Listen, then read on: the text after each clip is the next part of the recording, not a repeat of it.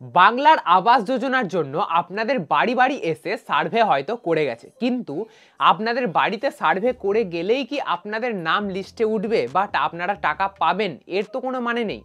আপনাদের লিস্টে নাম উঠলে তারপরে আপনাদের টাকা পাওয়ার ব্যাপার, কিন্তু সার্ভে করে গেলেই কি লিস্টে নাম উঠবে?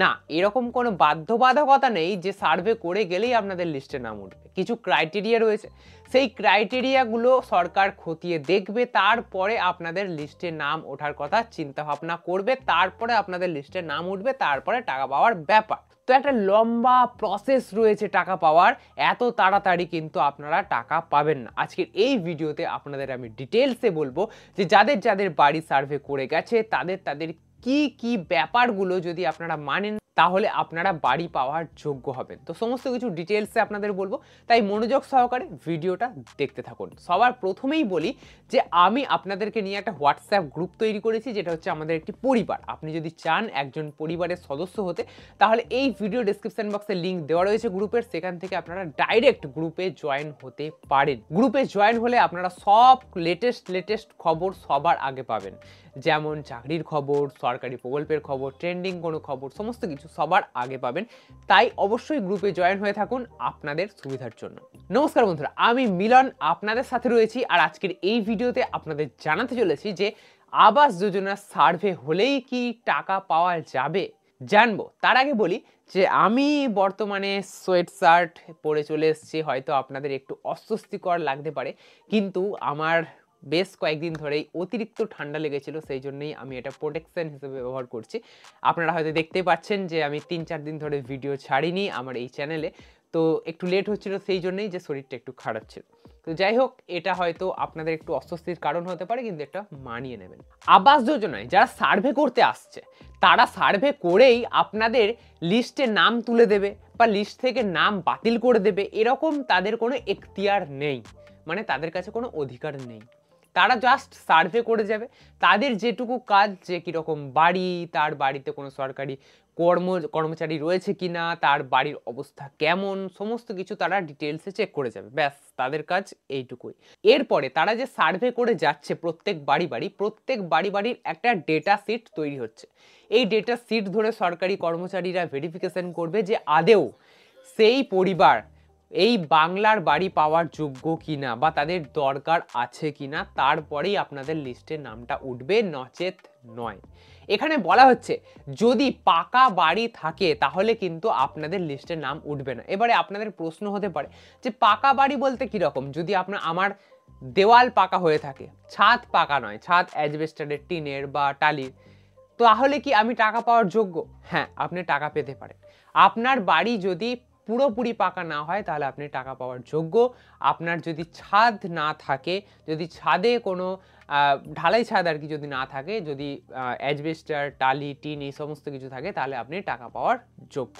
এবং যদি আপনার কুঁড়ে ঘর থাকে বা মাটির দেওয়াল থাকে, তাহলে তো আপনি পাবেন।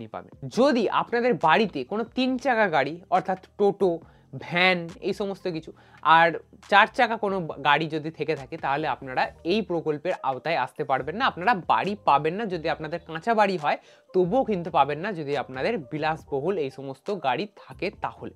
যদি আপনাদের অনেক পরিমাণে কৃষিজ জমি থাকে বা কৃষিজ জমির কাজে ব্যবহৃত যন্ত্রপাতি যেমন ট্র্যাক্টর, হারভেস্টার মেশিন এই সমস্ত কিছু থেকে থাকে, তাহলে কিন্তু আপনারা এই প্রকল্পের আওতায় আসতে পারবেন না। যদি আপনাদের কাঁচা বাড়ি থেকে থাকে তবুও কিন্তু আপনারা বাংলার বাড়ি বা বাংলার আবাস যোজনা প্রকল্পের দরুন কোনো ঘর পাবেন না। তার সাথেই আপনাদের পরিবারের যদি কোনো সদস্য সরকারি কর্মচারী হয়ে থাকে, তাহলেও কিন্তু আপনারা এই প্রকল্পের সুবিধা নিতে পারবেন না। এই সমস্ত ক্রাইটেরিয়া যেগুলো রয়েছে, এগুলো যারা সার্ভে করতে আসছে তারা কিন্তু সার্ভের সময় ওখানে ফর্ম থাকে, ফর্মের মধ্যে টিক দিতে হয়, তারা কিন্তু সব টিক দিয়ে নিয়ে যাচ্ছে যে কাদের কি রয়েছে, কাদের কি নেই, এই সমস্ত কিছু ডেটাগুলো তাদেরকে জমা দিতে হবে অফিসে, এবং অফিস এগুলোকে অ্যাপ্রুভ করবে, চেক করবে।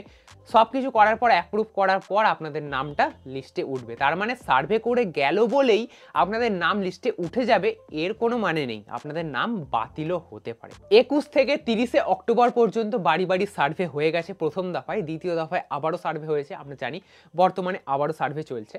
14ই নভেম্বর রিচেকিং হবে, মানে যে সমস্ত সার্ভে অলরেডি হয়েছে সেগুলোকে আবারও পুনরায় চেক করা হবে। আবার 20 নভেম্বরে একটা নতুন তালিকা প্রস্তুত করা হবে, এই তালিকা অনুযায়ী আপনারা আপনাদের নাম দেখতে পারবেন এবং এরপরেই 21 থেকে 27 নভেম্বরে আপনাদের আপত্তি নিষ্পত্তি করা হবে। ধরুন লিস্টে কারোর নাম এলো না বা লিস্টে কারোর নাম এলো যার অলরেডি পাকা বাড়ি রয়েছে, তো এরকম যাদের কোনো আপত্তি থাকবে সেই আপত্তিগুলো নিষ্পত্তি করা হবে। 4ই ডিসেম্বর এই তালিকা অনুযায়ী গ্রাম সভায় অনুমোদন দেওয়া হবে। 9ই অক্টোবর এটাই আবার ব্লক সভায় কমিটিতে অনুমোদন দেওয়া হবে। 10ই ডিসেম্বর জেলা পর্যায়ে আবার অনুমোদন দেওয়া হবে এবং সর্বশেষ 20 ডিসেম্বর আপনাদের অ্যাকাউন্টে টাকা ঢুকবে। তাহলে এতগুলো প্রসেস রয়েছে, এতগুলো প্রসেস কমপ্লিট হওয়ার পর ধাপে ধাপে ধাপে ধাপে তারপরে সবগুলোতে অ্যাপ্রুভ হওয়ার পর আপনাদের বাড়ির টাকা আপনাদের অ্যাকাউন্টে ঢুকবে। বুঝতে পারছেন? তাহলে আপনাদের লিস্টে নাম আসা মানেই আপনারা টাকা পাবেন এরকম নয়। দেখা গেল ব্লক লেভেল বা পঞ্চায়েত লেভেল বা জেলা লেভেলে ভেরিফিকেশনের সময় আপনাদের আটকে গেল, এটা হতে পারে।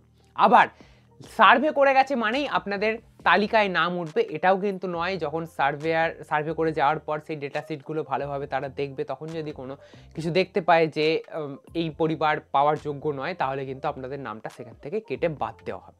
বোঝা গেছে?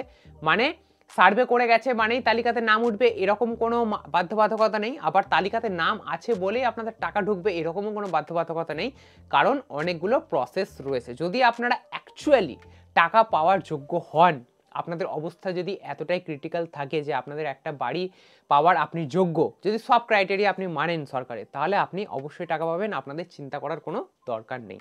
আশা করব আপনারা এই ব্যাপারে পুরোটা বুঝতে পেরেছেন। আপনাদের সমস্ত প্রশ্নের উত্তর আমি আশা করি দিতে পেরেছি। যদি আজকের ভিডিওটা আপনাদের ভালো লেগে থাকে তাহলে অবশ্যই একটা লাইক করবেন। এরকমই নতুন নতুন ইন্টারেস্টিং ভিডিও পেতে অবশ্যই চ্যানেলটাকে সাবস্ক্রাইব করে রাখতে ভুলবেন না।